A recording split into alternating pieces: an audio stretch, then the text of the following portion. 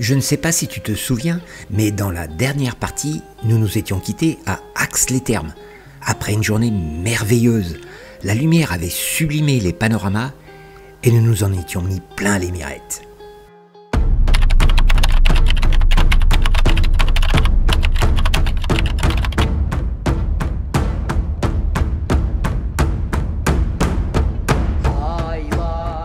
Six jours que nous sommes partis, et déjà j'ai des images, des anecdotes, des souvenirs qui me remplissent la tête. Rouler comme ça est un plaisir intense, une véritable thérapie pour cette actualité qui gâche notre quotidien. Est-ce cette musique de Yann Post qui fait que je m'égare, philosophant, en montant cette vidéo tout en me délectant des rushs vidéo? En tout cas, c'est sûr, quel bonheur ces road trips. La météo est maussade ce matin.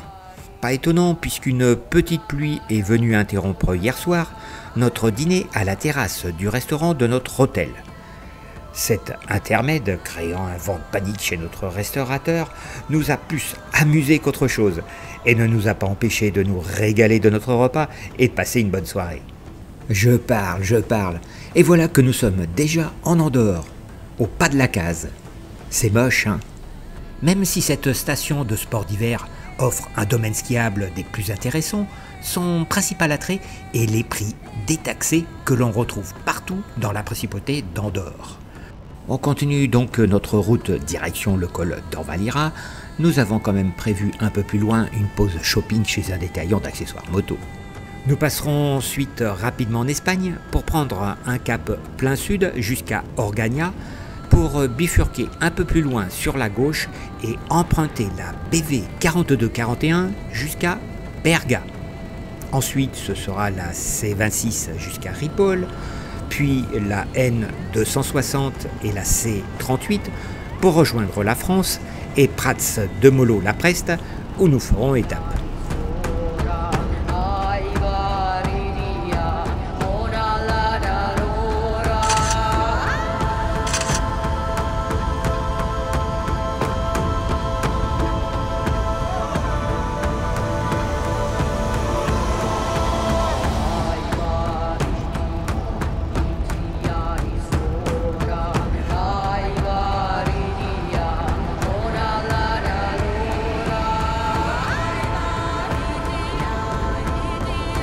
Nous avons bien fait de partir de bonne heure ce matin.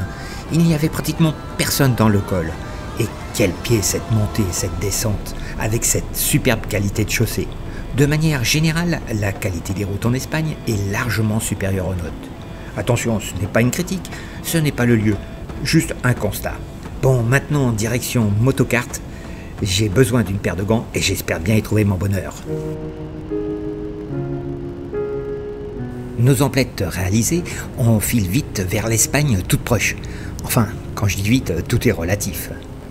Andorre ne dément pas à sa réputation d'être particulièrement embouteillée avec les Français et Espagnols qui viennent faire leurs courses, alors tu penses un dimanche?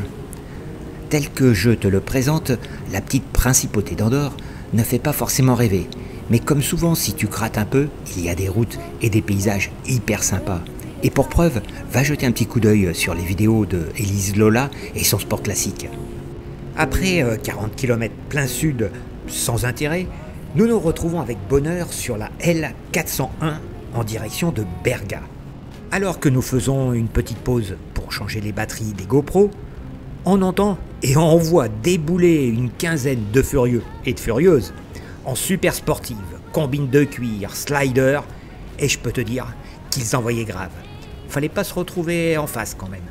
Bref, ça confirme bien, on se retrouve sur le terrain de jeu des locaux.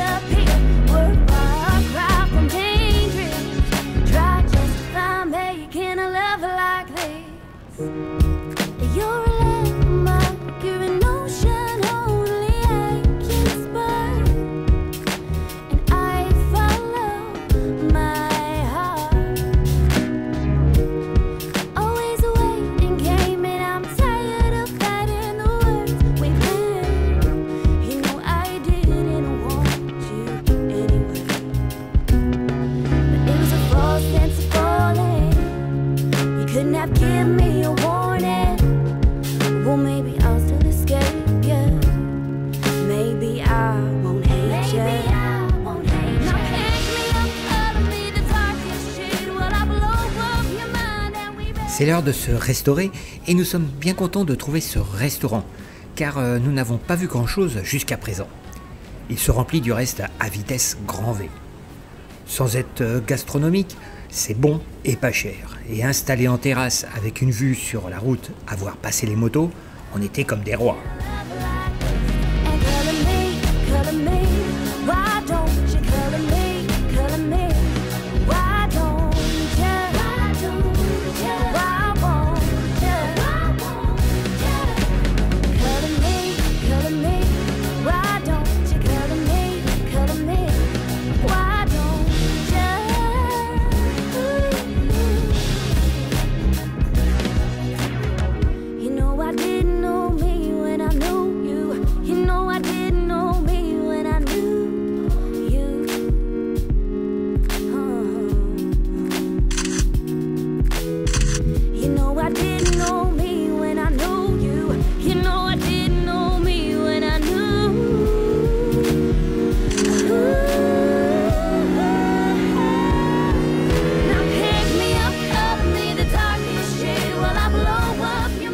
Mais quel bonheur cette route!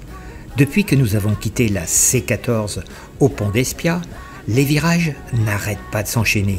La chaussée est en très bon état, on se fait vraiment plaisir. Je te fais un petit zoom entre le pont d'Espia et Ripoll, car tu l'as compris, je te recommande vivement cet itinéraire.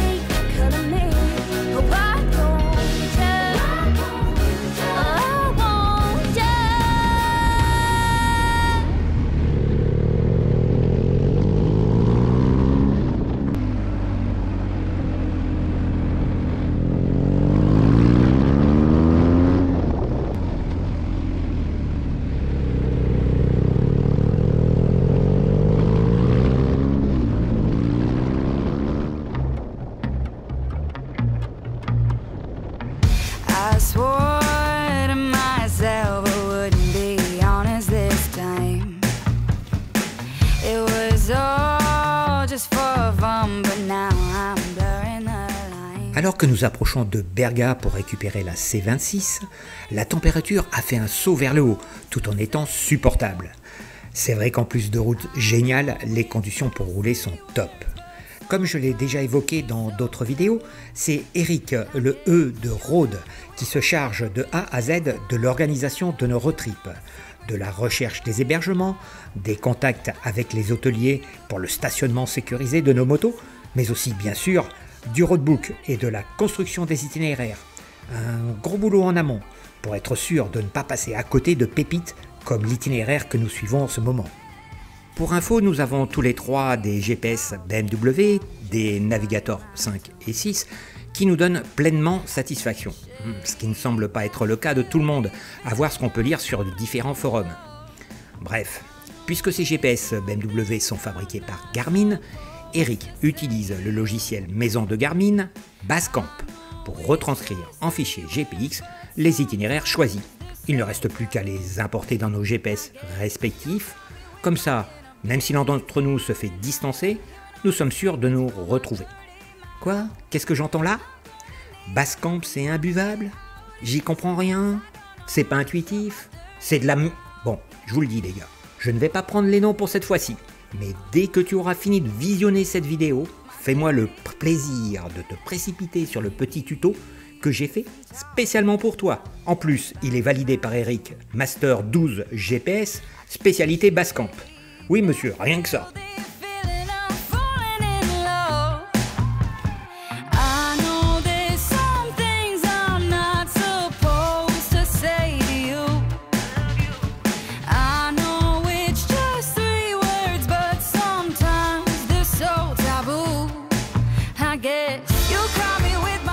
Et nous voilà sortis de Ripoll et de son agglomération que nous avons traversé rapidement.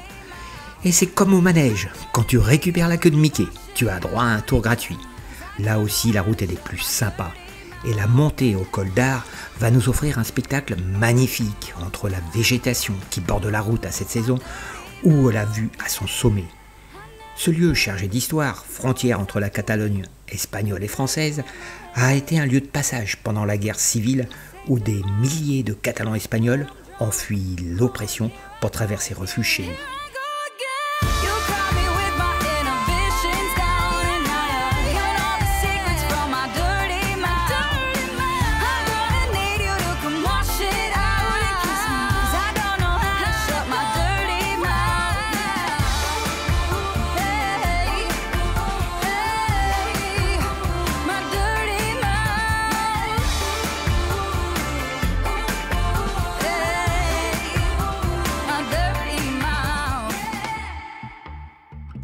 Après s'être fait une petite pause pour se délecter de ces panoramas, direction notre hôtel, qui n'est éloigné que de 13 km. L'herbe des prairies est bien grasse, et les vaches s'en délectent, en témoignent les énormes bouses qui maculent la chaussée. Prudence. Une petite forêt suit, et tout pourrait être idyllique, sauf la route qui saute, qui tape. Bienvenue en France. Je laisse partir devant les deux Thermomix, ralentissant le rythme, tout en maugréant dans mon casque sur l'état de nos petites routes en France. Allez, on arrive à Prats-Molo, retrouvons les amis. Comme souvent pour réduire un peu les frais, nous serons en chambre double avec Eric. Didier, lui, sera en single. Ce n'est plus le même depuis son test PCR à Saint-Jean-de-Luz en trottinette. L'accès au parking, un petit peu plus haut derrière l'hôtel, n'est pas des plus aisés. Nous trouvons même plus prudent de faire quelques mètres supplémentaires pour faire demi-tour plutôt que d'accéder directement au parking. Avec le dévers, les pavés mal joints et la moto chargée, manquerait plus qu'on mette une meule par terre. Voilà, moto stationnée. Et tu te doutes de la suite. Détente, apéro, dîner, très bon. Et petite balade, histoire de bien digérer et d'être en forme demain pour rejoindre la Méditerranée.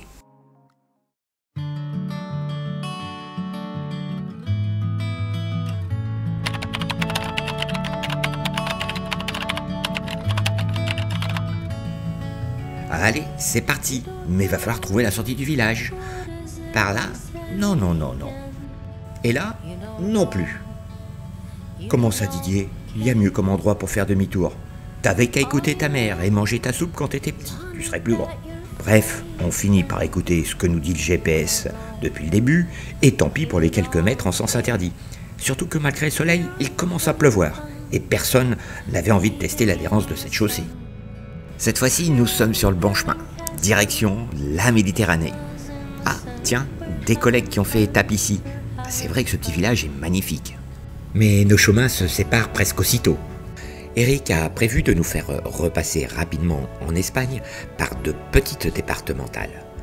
Nous quitterons le territoire français peu après Custouge pour prendre en Espagne la GI 503 et rejoindre Tapis, Massanet, Darnus, Lancha et repasser en France à Cerbère et rejoindre la Grande Bleue, clôturant ainsi notre Transpyrénéenne. Mais on n'en a pas fini avec ce massif montagneux et notre trip, puisqu'après être remonté plein nord jusqu'à Argelès-sur-Mer, on bifurquera sur la gauche, direction Le Boulou, Amélie-les-Bains, Marquichane, pour passer par les gorges de Saint-Georges et les gorges de Pierre-de-Lys. On rejoindra Quillan et Saint-Paul-de-Fenouillet, notre étape du soir, 312 km pour encore en profiter un max.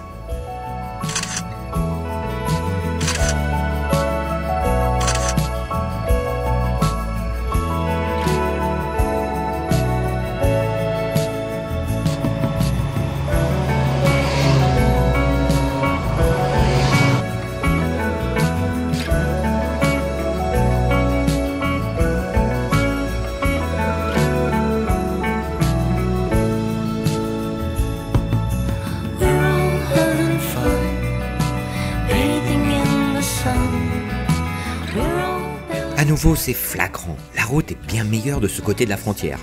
Et s'offre à nous. Et puisque nous ne sommes pas des ingrats, tu m'as compris, on en profite, quoi.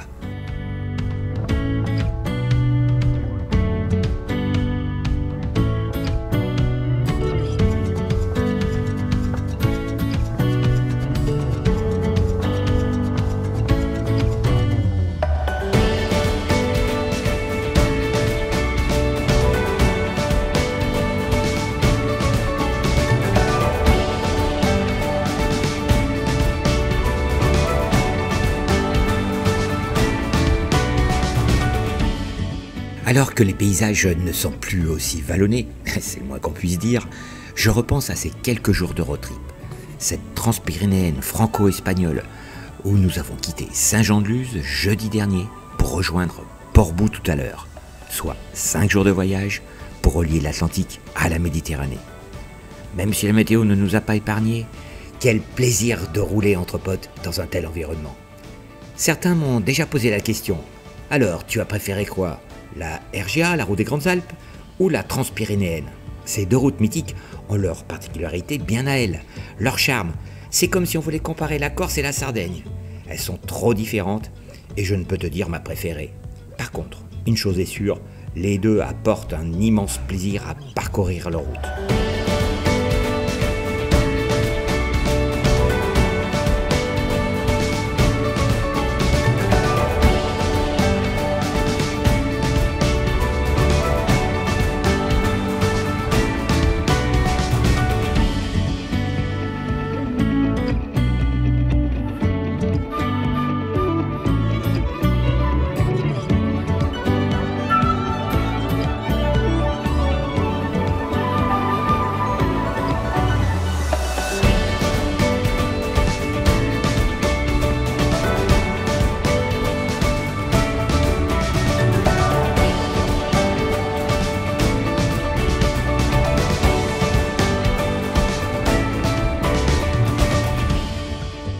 Portbou, dernière ville espagnole avant la France. C'est un endroit bien choisi pour prendre une pause café et papoter sur la suite du programme.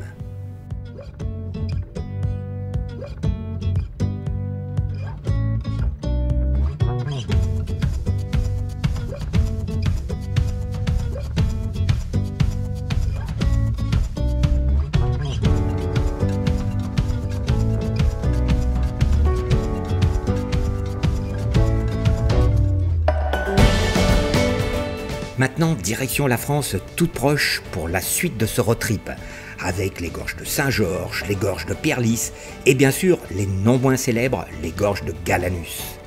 4 jours de road trip avant de rentrer à la maison, pour profiter des Corbières, de l'Occitanie et de l'Auvergne. Tu as envie de nous suivre pour la suite de nos aventures de voyage? Ne rate pas la prochaine vidéo. En attendant, prends soin de toi.